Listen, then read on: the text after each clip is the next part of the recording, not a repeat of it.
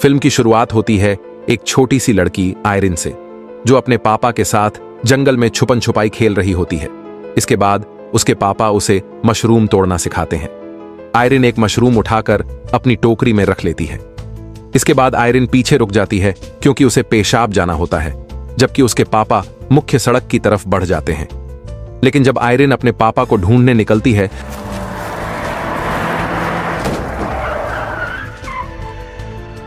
तो वो मुख्य सड़क तक पहुंचती है और देखती है कि एक कार वहां खड़ी है। उस कार का ड्राइवर उसे अजीब और डरावनी नजरों से घूरता है और फिर तेजी से निकल जाता है। डरी सहमी आयरिन सड़क पर गिरे हुए मशरूम देखती है और जब उसकी नजर आगे पड़ती है तो वो अपने पापा की लाश को दूर पड़े हुए देखती है। ये मंजर उस मासूम बच्ची को अंदर तक हिलाकर रख देता है। इसके बाद कहानी 10 साल आगे बढ़ जाती है। अब हम देखते हैं कि किशोर उम्र की आयरिन एक तैराकी प्रतियोगिता स्विमिंग कंपटीशन की तैयारी कर रही है। उसका कोच उसे मोटिवेट करता है और समझाता है कि आखिरी 30 मीटर के लिए सांस बचाकर रखना। रेस शुरू होती है और आयरिन अपनी पूरी ताकत झोंक देती है, लेकिन पूरी मेहनत के बावजूद दूसरी लड़की रेस जीत जाती है। आयरिन दूसरे स्थान पर आती है। उसकी प्रतिद्वंद्वी लड़की उसे दिलासा देने की कोशिश करती है और कहती है कि बस कुछ सेकंड का फर्क था, लेकिन ये बात आयरिन को और गुस्सा दिला देती है और वो उसे घूंसा मार देती है, जिससे वो लड़की खून से लथपथ हो जाती है। कुछ देर बाद कोच लॉकर रूम में आयरिन के पास आता है और कहता है कि उसे उस लड़की से माफी मांगनी होगी, वरना उसे डिस्क्वालीफाई कर दिया जाएगा। लेकिन आयरिन साफ मना कर देती है और उल्टा कोच पर ही आक्रामक हो जाती है। उसके बर्ताव से परेशान होकर कोच उसे बेकार और हारा हुआ इंसान कहकर निकल जाता है। इसके बाद उसकी मां उसे सलाह देती है कि कुछ दिनों के लिए ट्रेनिंग छोड़ दे ताकि उस लड़की से सामना ना हो। साथ ही वो उसे डॉक्टर को दिखाने की भी बात कहती है, लेकिन ये बागी लड़की साफ इनकार कर देती है। कुछ दिन बाद आयरिन अपने कमरे में आराम कर रही होती है कि तभी उसकी छोटी बहन पैम आती है और पूछती है कि वो स्कूल क्यों नहीं जा रही और न ही प्रतियोगिताओं में हिस्सा ले रही। लेकिन आयरिन गुस्से में उसे डांट देती है और जोर से कमरे से बाहर निकाल देती है। तभी उसका सौतेला पिता अंदर आता है और पूछता है कि वो अपनी बहन के साथ इतना बुरा व्यवहार क्यों कर रही है। आयरिन गुस्से में जवाब देती है कि वो दोनों सिर्फ सौतेली बहनें हैं।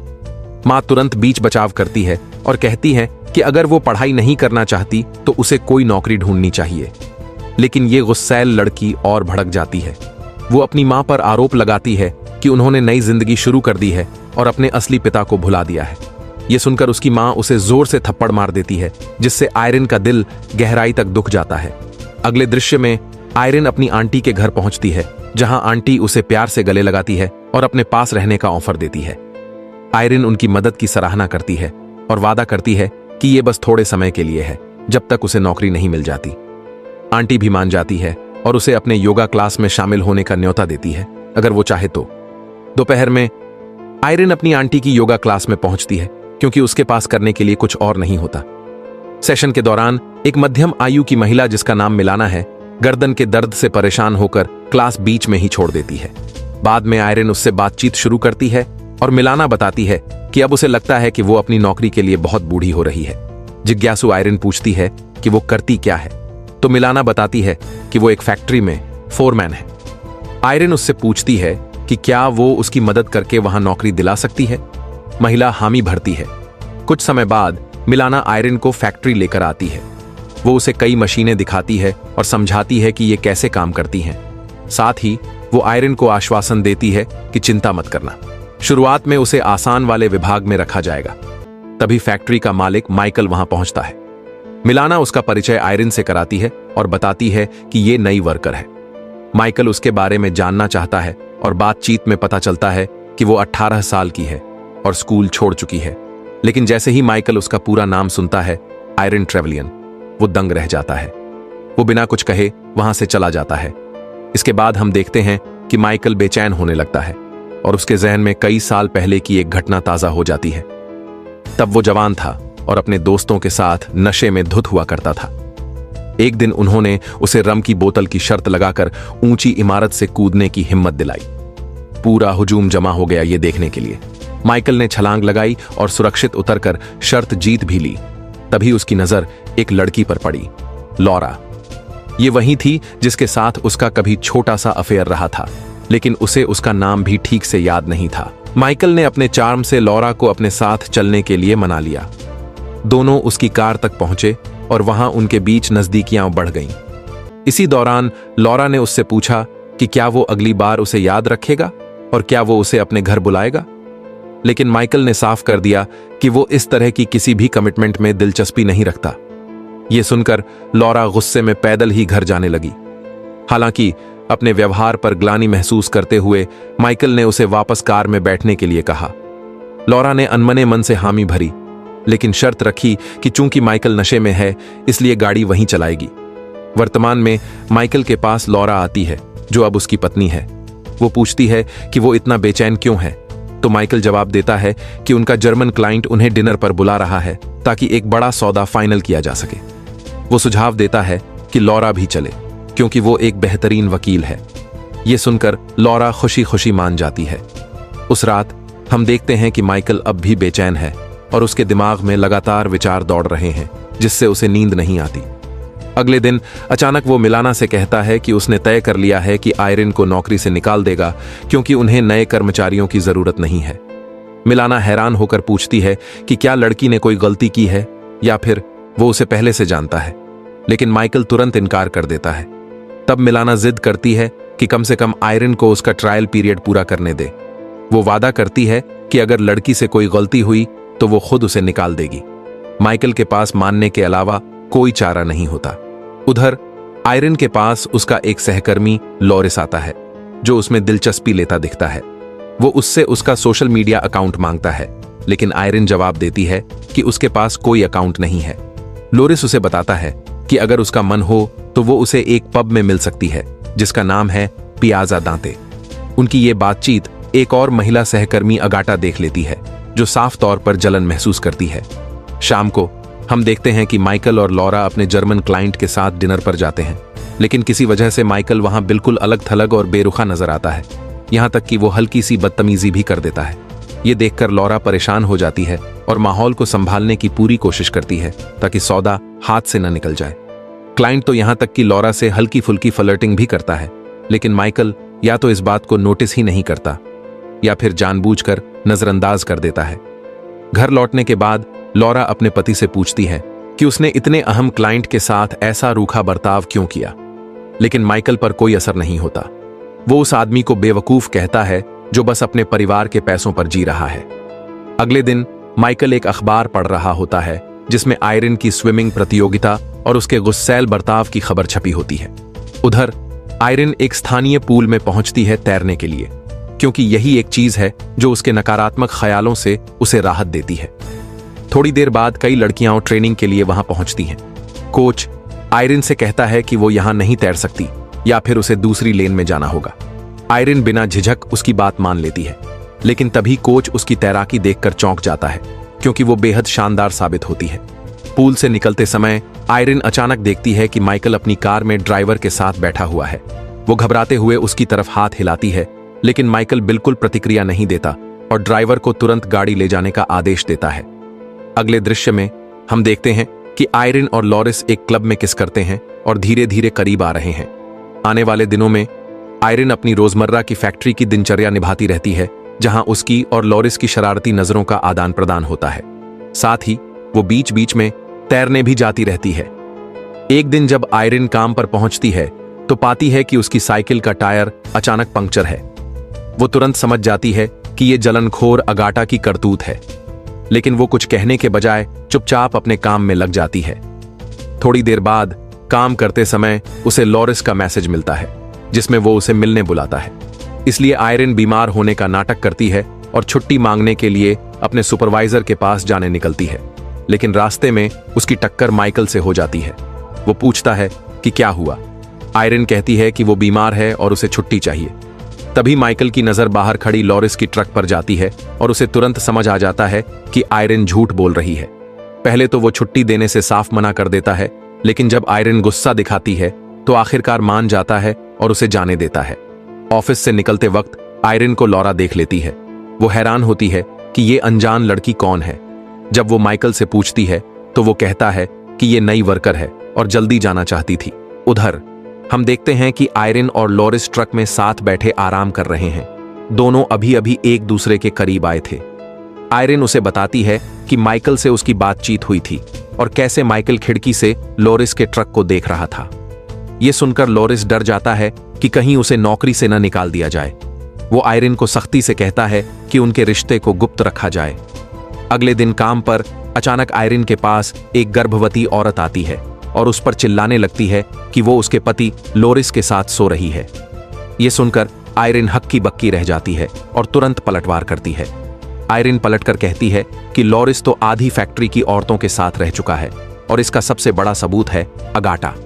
यह सुनकर अगाटा भी पीछे नहीं हटती और उसके पीछे पीछे अंदर चली आती है। वो आयरिन पर चिल्लाने और गालियां देने लगती है। बात इतनी बढ़ जाती है कि दोनों के बीच जबरदस्त झगड़ा शुरू हो जाता है जो सीधा हाथापाई तक पहुंच जाता है। सौभाग्य से तभी माइकल आकर बीच बचाव करता है और जबरदस्ती आयरिन को वहां से उठाकर ले जाता है। वो गुस्से में चिल्लाता है कि अगर वो समय पर ना आता तो आयरिन अगाटा को गंभीर चोट पहुंचा सकती थी, लेकिन आयरिन चुप रहती है और कोई जवाब नहीं देती। इसके बाद आयरिन को पूरा यकीन हो जाता है कि अब उसकी नौकरी चली गई है। वो अपना सामान पैक करने लगती है, लेकिन तभी मिलाना उसे चौंका देती है। वो बताती है कि माइकल ने उसे निकालने का फैसला नहीं किया है, बल्कि इसके बजाय उसने अगाटा को दूसरे विभाग में ट्रांसफर कर दिया है। यह सुनकर आयरिन हैरान रह जाती है और समझ नहीं पाती कि आखिर हो क्या रहा है। उसी शाम जब आयरिन अपनी साइकिल से घर लौट रही होती है तो हम देखते हैं कि माइकल अपनी कार से उसका पीछा कर रहा है, लेकिन कुछ देर बाद वो उसे नजर से खो देता है। अचानक आयरिन खुद ही उसकी कार में आकर बैठ जाती है और गुस्से में पूछती है कि वो उसका पीछा क्यों कर रहा है। उसे शक होता है कि माइकल के इरादे अच्छे नहीं हैं, इसलिए वो कहती है कि अगर वो उसे नौकरी से नहीं निकालेगा तो बदले में वो अपने कपड़े उतार देगी। लेकिन माइकल तुरंत मना कर देता है और कहता है कि उसकी ऐसी कोई मंशा नहीं है। वो तो बस ये चाहता था कि आयरिन के साथ कुछ बुरा ना हो। ये सुनकर आयरिन और उलझन में पड़ जाती है। वो बस इतना कहती है कि उसे बहुत भूख लगी है और कहीं चलकर कुछ खा लेते हैं। दोनों एक डाइनर में पहुंचते हैं जहां आयरिन उससे पूछती है कि उसके पास ड्राइवर क्यों है और वो खुद गाड़ी क्यों नहीं चलाता। लेकिन माइकल कुछ और बताने के बजाय सिर्फ इतना कहता है कि उसे गाड़ी चलाना पसंद नहीं। इसके बाद वो आयरिन से पूछता है कि उसने तैराकी क्यों छोड़ दी, लेकिन आयरिन खामोश रहती है। यहीं पर माइकल स्वीकार करता है कि वो अपने पिता की फैक्ट्री में सिर्फ इसलिए काम कर रहा था क्योंकि उसे नहीं पता था कि अपनी जिंदगी में और क्या करे। वो कहता है कि आयरिन खुशकिस्मत है क्योंकि उसके पास एक पैशन है, लेकिन ये बात सुनकर आयरिन नाराज हो जाती है और गुस्से में कहती है कि वो उसकी जिंदगी के बारे में कुछ भी नहीं जानता। अगले दिन माइकल फिर से आयरिन के पास आता है और कहता है कि वो उसे कुछ दिखाना चाहता है। वो उसे समंदर किनारे बने एक पुराने घर में ले जाता है और बताता है कि वो यहाँ एक रेस्टोरेंट खोलने का सपना देख रहा है। माइकल ये भी मान लेता है कि उसने पहले उससे झूठ बोला था। दरअसल उसके पास भी एक पैशन है।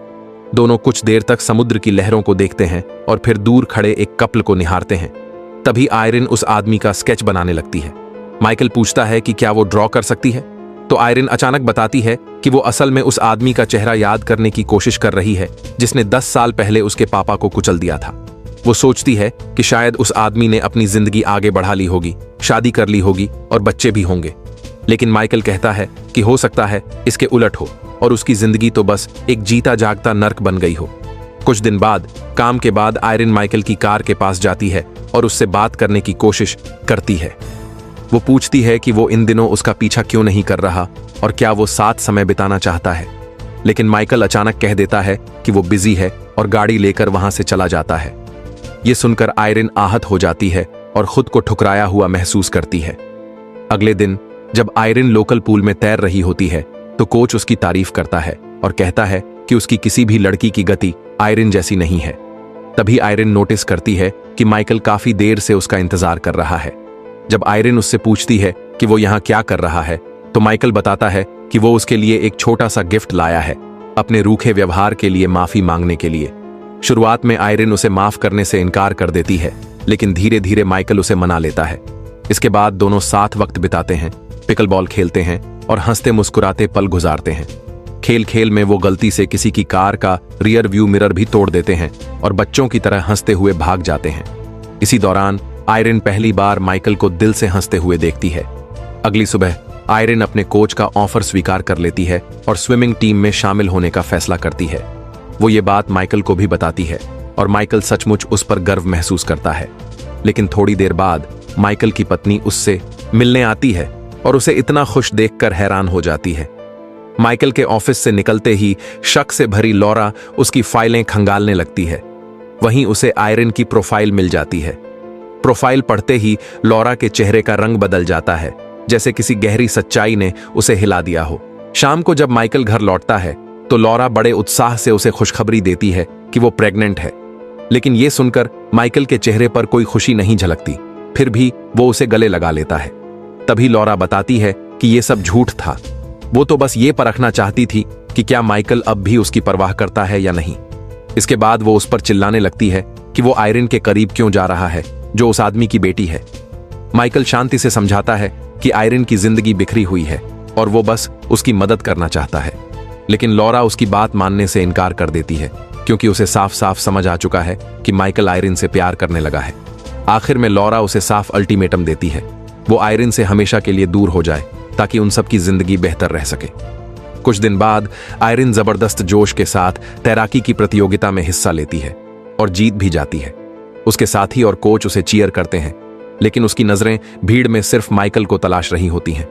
तभी उसे माइकल का ड्राइवर दिखाई देता है, जो जल्दी से इशारा करता है कि माइकल बाहर उसका इंतजार कर रहा है। जैसे ही आयरन उसे पाती है, दोनों की नजरें मिलती हैं और दोनों को एहसास हो जाता है कि वो एक दूसरे से गहराई तक प्यार करने लगे हैं। उसी शाम माइकल, आयरन और उसका ड्राइवर तीनों उसकी जीत का जश्न मनाते हैं। शराब के द्वार में ड्राइवर जल्द ही मान लेता है कि वो बहुत नशे में है और रात की ड्यूटी नहीं कर पाएगा। इस तरह माइकल और आयरन अकेले रह जाते हैं। थोड़ी देर बाद आयरन घर छोड़ने का आग्रह करती है और मजबूरन माइकल को खुद ही कार चलानी पड़ती है। रास्ते में आयरन उसे करीब आने की कोशिश करती है। पहले तो माइकल उसे डांट देता है, लेकिन जल्द ही वो उसकी चाहत के आगे झुक जाता है। लेकिन अचानक वो खुद को रोक लेता है और गाड़ी से बाहर निकल जाता है। वो बार बार माफी मांगता है, पर आयरन समझ ही नहीं पाती कि वो किस बात के लिए माफी मांग रहा है। फिर अचानक माइकल गुस्से में कार में लौटता है और तेज रफ्तार से गाड़ी दौड़ाने लगता है। तभी कहानी हमें सालों पहले ले जाती है, जहां एक युवा माइकल लॉरा से कार में बैठने के लिए कह रहा होता है। लॉरा बार बार कहती है कि वो खुद ड्राइव करना चाहती है, लेकिन माइकल शराब के नशे में कार अपने हाथों में ले लेता है और तेज रफ्तार से चलाने लगता है। बेचैन लॉरा उसे बार बार धीरे चलाने की गुहार करती है, लेकिन माइकल उसकी एक नहीं सुनता। वापस वर्तमान में माइकल फिर से पूरी रफ्तार से कार दौड़ाने लगता है।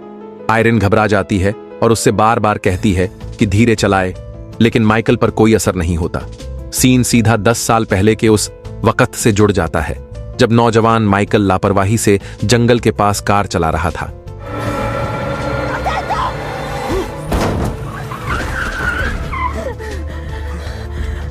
और तभी सब कुछ बदल गया। असलियत सामने आती है कि उसी ने गलती से आयरन के पिता को टक्कर मारी थी, जिससे उनकी मौत हो गई। जब आयरन अपने पापा को पुकारने लगी तो घबराया हुआ माइकल कार में कूद गया। थोड़ी देर बाद छोटी सी आयरन वहां पहुंचती है और माइकल अपराध बोध से उसे देखता रह जाता है। फिर गाड़ी तेज कर भाग खड़ा होता है। आज वर्तमान में माइकल आयरन को उसी दर्दनाक जगह पर ले आता है जहां उसके पिता ने अपनी जान गंवाई थी।